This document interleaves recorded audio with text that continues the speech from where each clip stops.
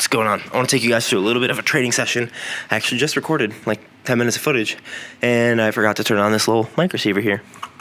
So it didn't get recorded, unfortunately. But I'm going to be throwing. I brought the net out. I brought the tech disc out. We're going to use the tech disc a little bit. I really need to work on some shoulder stuff today, making sure my shoulders stay together. The shoulder isn't like way back and hiking everything weirdly, but they move as one unit instead of independently necessarily.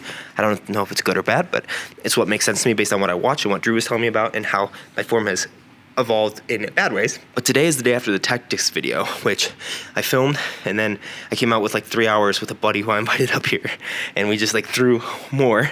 Then I woke up, got good sleep, but not great recovery according to my Whoop. Went and filmed that video, the in the bag video at Farringer, so I threw 18 holes.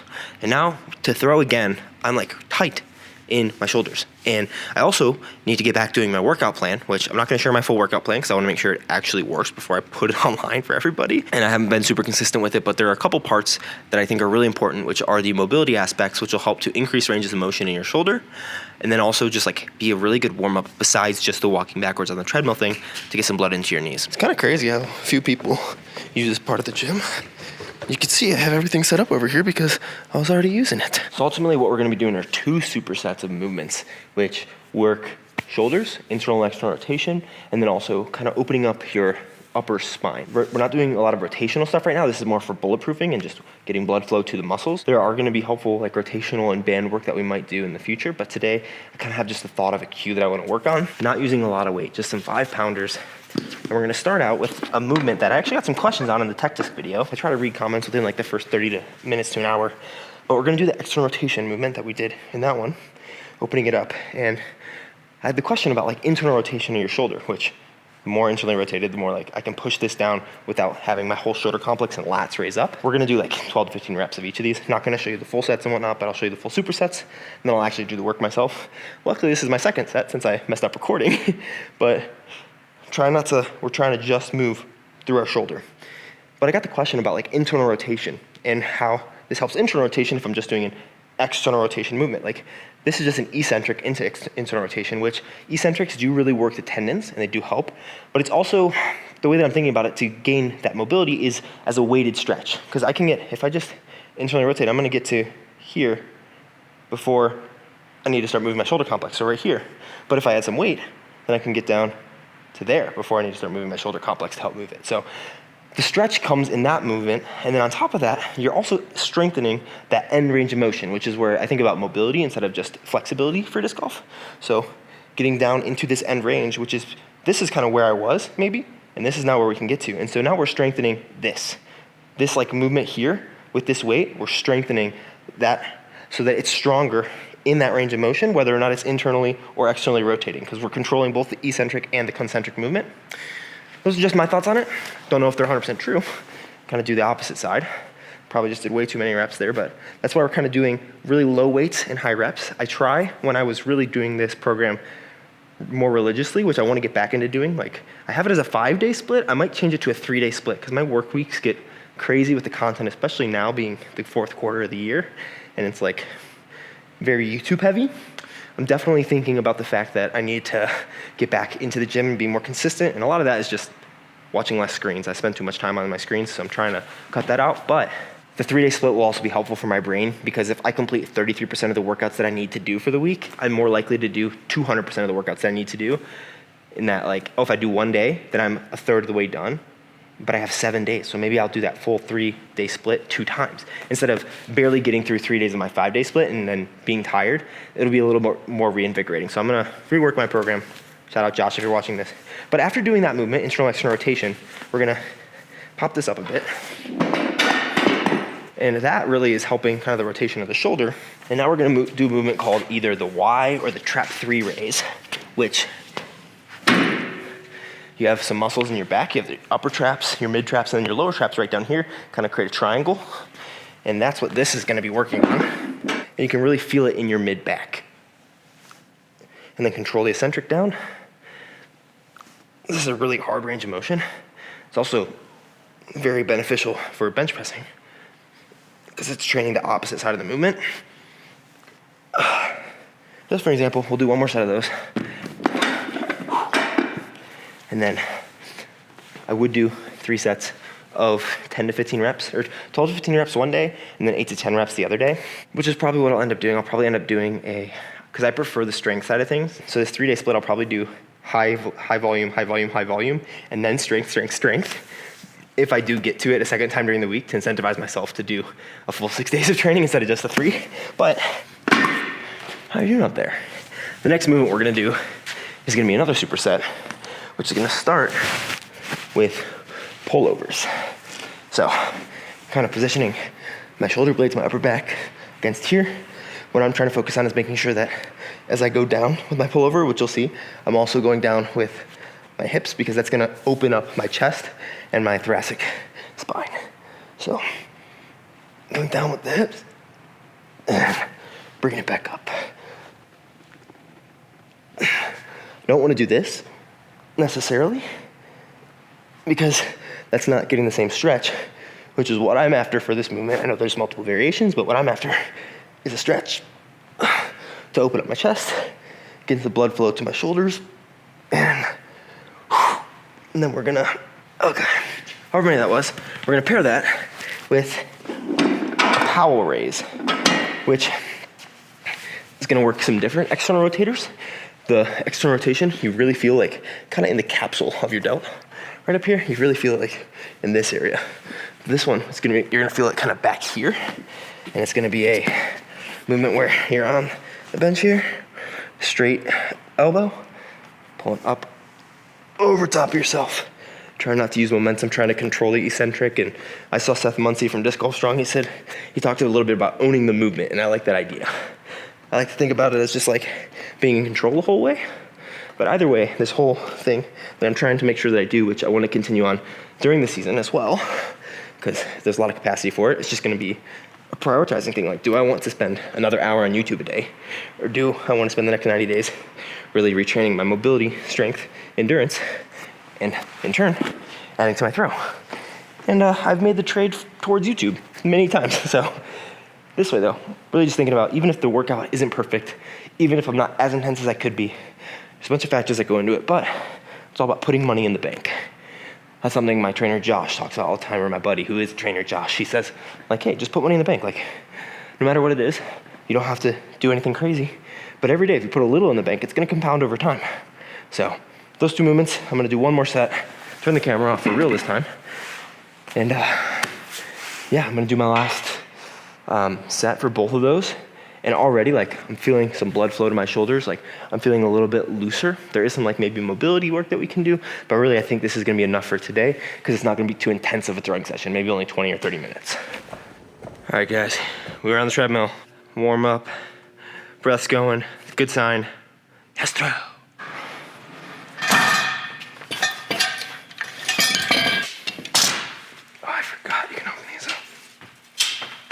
So for this session, it's gonna do something I don't normally do, but I should do every time, and it's set an actual freaking timer. It's like 9:45 at night, which I would like to start getting to bed relatively earlier, just at a consistent time, which I think is gonna have to be a little later because I'm such a night owl, which I know I can change, but from the first like warm-up throws, 30 minutes, just to make sure that I don't overdo it, especially since I have 1 to 3 videos to film tomorrow. The throw starts to degenerate after a certain amount of time. Like, I don't get a lot of benefit. There's like diminishing returns even in your sessions. And like I'll start my session and I'm throwing 65, 67, and then I'll end it and I'm like, lucky if I get one up to 64.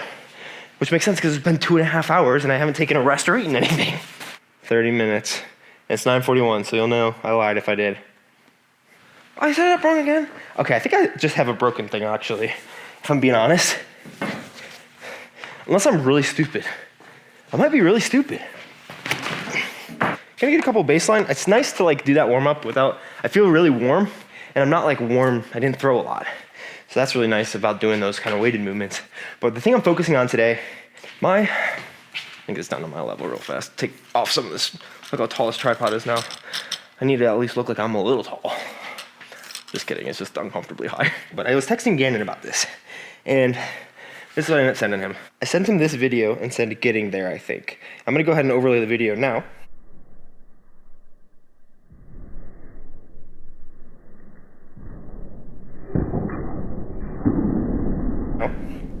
Okay, now that you're back, he said, bro, you gotta have to start, yeah. He said, looks great, but your shoulders are too far open. He liked how much I was staying. I learned, shout out Josh, shout out comments, this is pronation, because it's prone, so it's down. And this is supination, because it's up, sup is up. So now I know what pronation and supination are. Big win for the boy. But he said, looks great because I was pronated, but your shoulders are too far open, need to be perpendicular. What do you mean not as turn? Your shoulders are too far rotated.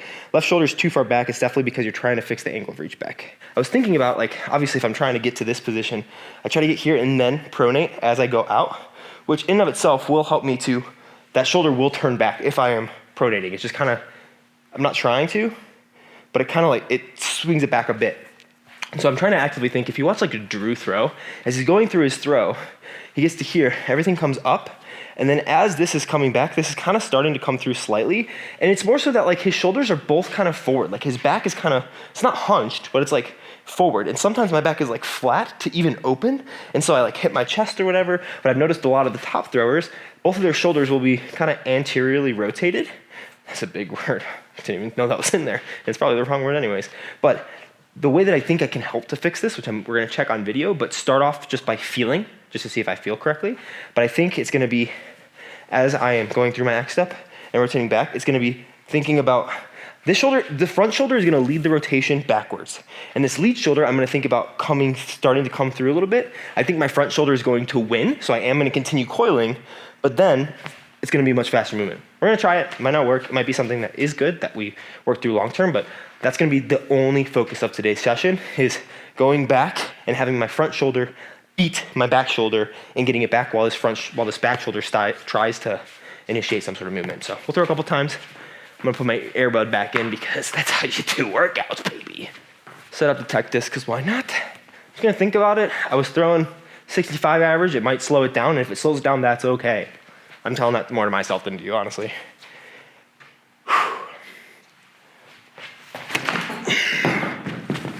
Still not bad. Spin's kind of down. Nose angle's really high. Classic. It's all right. It's all right if it's low. I'm trying too hard, I think. I just need to be smooth and focus on that one thing. Yeah, a little slow. Wow, way slow. It could be that I'm just slow because I'm tired. I'm gonna try one real fast, just like try to actually throw it. Definitely felt a little faster.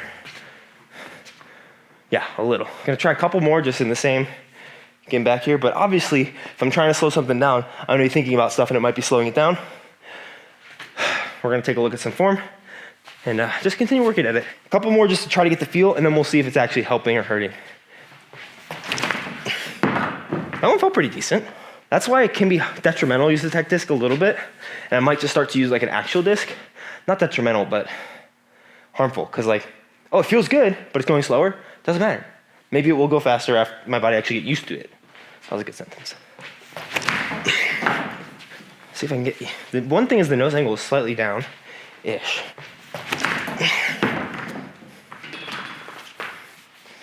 All right. Oh, never mind, nose angle's trash on that one.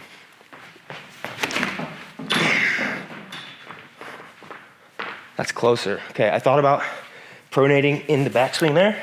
That's a secondary thought. I told you I wasn't gonna do that. I lied. Register a throw. Dude.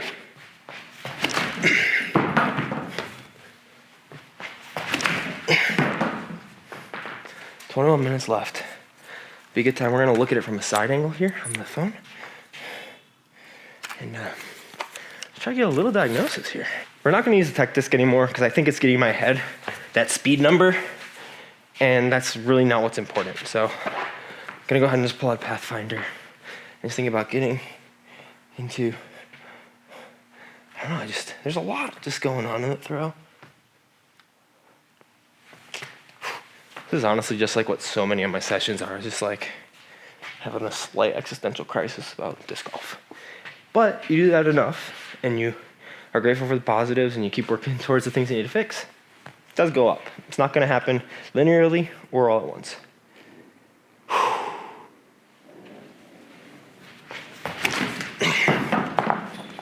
Just take a look right off the bat, see if I'm even closer to doing kind of what I wanted to. So still very rotated.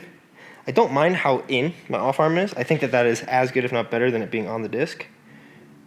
So get to that full extension a little early, but I don't think I'm like too overly leaned back. But I do think I'm a little wide and a little forward with my body weight. So I could be a little more over the back, and I could be a little here. And then I think too, kind of thinking about front toe, like as the toe hits, shooting that off arm down. I like the position that it starts in. I could even start, I've thought about adding a pump to my throw. That's not gonna be the purpose of today. But let's throw like 3 or 4 more and take another look. I'll tell you what, man, my forearms have been on fire recently just with how much I've been throwing. I don't know why that back leg is trailing now. It kind of makes me feel like I'm a little off balance and it has to trail instead of explode through. Didn't really shoot that down, but it felt like it came out well, like ejected out of my hands well. I did not do it. I was not thinking about anything. I was just throwing the disc. I just thought, oh, throw it hard.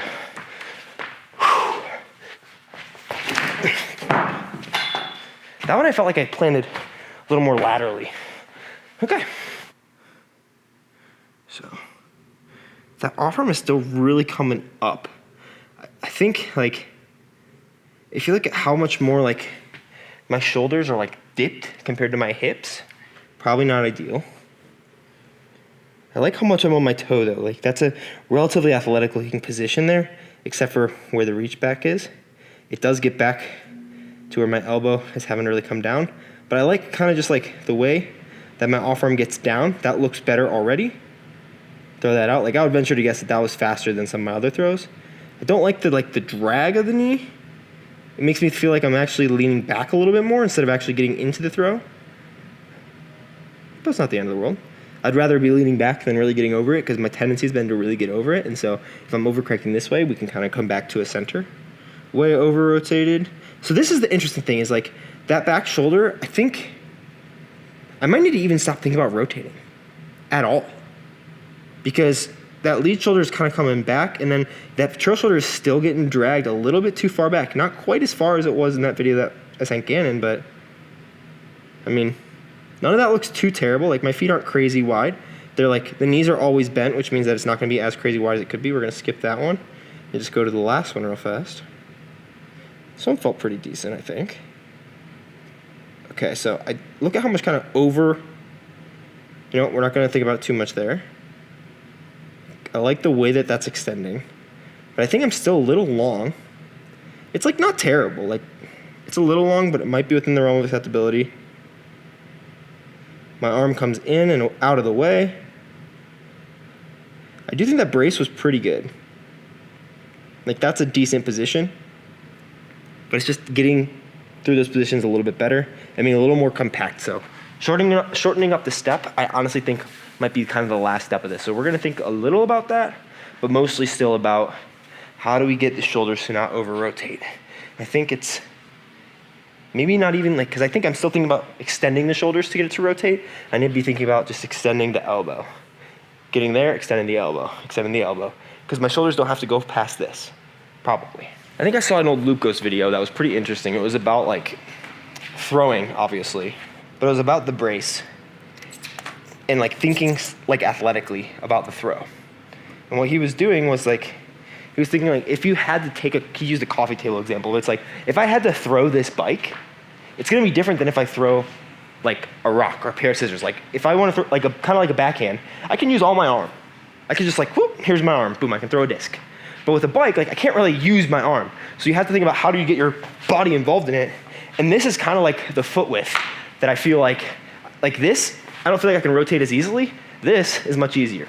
Like I feel like I can really get some movement into there. So I need to still continuously work on finding a way to get my feet closer to like maximally this, I think. Oh man, that's so hard for me. Try a couple more throws. I think obviously they're like, if I'm getting to here, when my foot is over this position and I'm in a good position, then if it just hits the ground, then I transfer. It still might be the case that like 80% of my problems are fixed with a smaller step. So we'll try that slightly. I already felt like I was into that throw a little more. We'll take just a quick look-see. Like that is not as wide. And if we watch the throw here, get back to there. Still hyperextend the elbow for no freaking reason.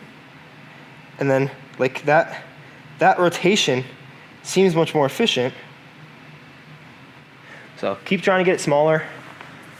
And then think about, I thought the thought was keeping both of these together, but I'm still getting high. I think the thought might be like just having a very relaxed shoulder. Because my shoulder has been, like I feel like I'm extending it. There's no reason to do that, or start having extended, extend the elbow and throw. I think for me, I just want it to kind of be here, like relaxed. Chill out, buddy.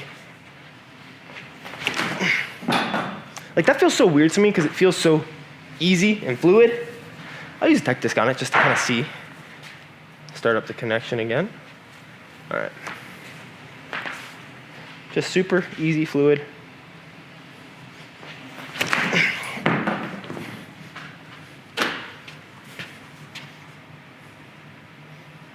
Maybe I just needed a different net or something, but I hate that it does that so often. Super nice and simple.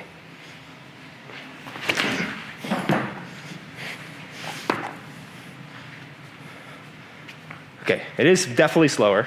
Okay, this is where I'm going to say that I definitely need to chill out with the tech disc sometimes because, and I'll talk about this later in the video, but it definitely is looking so much cleaner that I'm just leaving it, let it be relaxed and whipping it through. I know now I can work on some hip movement. I'm also very tired and I've been frustrated by the fact that the tech disc has been showing me grenades and forehand rollers a lot of times when I want it to be showing me the actual flight of the disc. And so that frustration is getting taken out a little bit into the disc and how I might end up throwing it. But I would definitely say that it looks a lot more fluid when I just try to stay relaxed.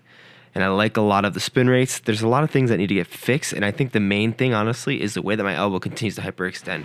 If I'm able to have the same efficiency of weight transfer while my elbow stays in a good position, elbow up, elbow out, and it doesn't have to swoop at all, I think that I'll be throwing significantly faster. So trying to figure a way to keep that elbow up, I'm probably going to text Rue and ask him about it. But I really like the way that super soft arm and just transferring the weight through the hips is looking in the throw. Now I just need to figure out how my lead arm can actually efficiently throw the disc. All right, I'm going to throw one or two more real fast. Just really trying to keep a slow step. I think I've honestly been not as knees over toes as I need to be. Like when I was through, it was a lot more like, I think I'm a little more lean back. I need to be a little more on the balls of my feet.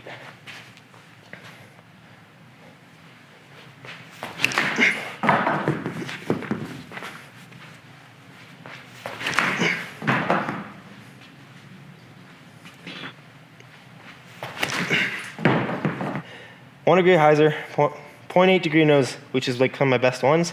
Let's take a look at that last one. See if there's anything good. They're definitely not going fast, which I don't think it's going fast tonight anyways.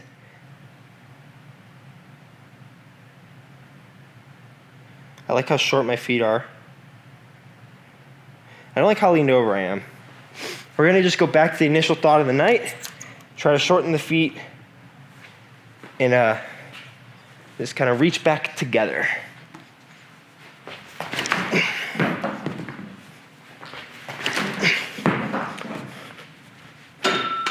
My shoulders are definitely more turned, but I get more power that way. But it's not ideal. But it's like, that's so odd. I wonder if there's anything good to take out of that throw, because I don't like that. Like, I want to fix it. Maybe it's just that I'm used to doing that more, and I need to get a little bit more like coil from my legs. We'll look at the last two throws. So this one real fast.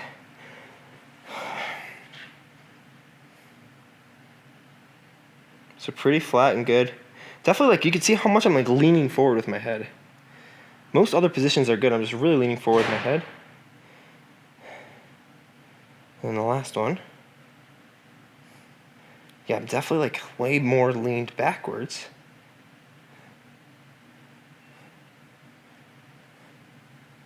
I don't know. I don't think I hate that position as long as I can get through the rest of it well. I think maybe it might need to be trying to just get to this position where it's perpendicular, because Gannon did say perpendicular. So getting to perpendicular while not having this fling backwards. So having this kind of stay, so having everything kind of stay here, and so getting to a far reach back without really flinging this back shoulder, but keeping it kind of in a lower position here. So getting it to here so they can really shoot down together.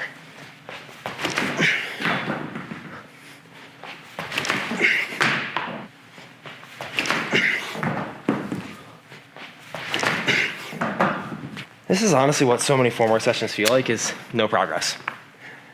But there's progress in the sense that you figure out stuff that you can and you can't do, or that does or doesn't work. Like I have thoughts and it's like, oh, maybe this will help, maybe this will help. Maybe 8% of the time it actually does, which is frustrating, but good to know. Like, timer just went off.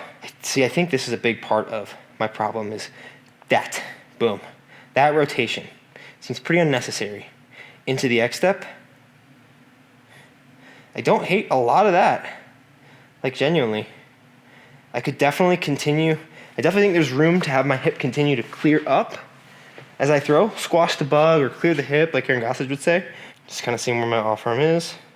So it's not as back as it was, but I'm in that position, that reach back position, so ridiculously early.